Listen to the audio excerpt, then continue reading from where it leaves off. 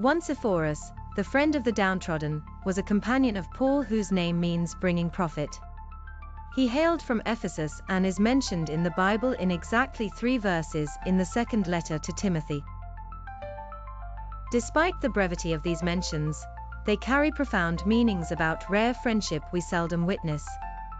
In the first verse, Paul describes him as a source of comfort and relief during the toughest times when everyone else had abandoned Paul. Onesiphorus was the only one who stood by him when others turned their backs. In the second verse, he is described as unashamed of Paul's imprisonment, dire condition, and chains. He was always by Paul's side to dress his wounds and ease his suffering.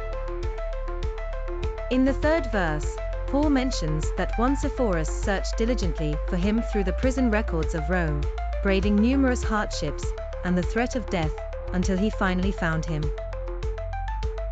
Onesiphorus could have waited for Paul to be released from prison, but he was willing to risk his life just to find him. Rarely do we find friends or people in our lives who bring us such comfort, but they do exist, though uncommon. These are friends who insist on finding us when we are down and out, who search for us with all their might when we are hidden from the eyes of those who abandoned, hurt, and betrayed us. They look for us when we've lost all trust, when we've lost all hope of any light coming through. These friends are solely focused on being there for us to support, strengthen, and be a source of comfort and revival for our weary souls. They bind the wounds caused by others and help in our healing. True friends share our darkest moments, not just our joyful days. They consistently show us compassion and mercy at all times.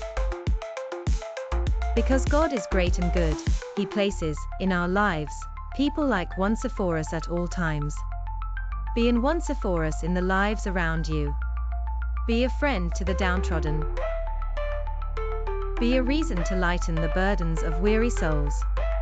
If you find an Onesiphorus in your life, never let them go or take them for granted.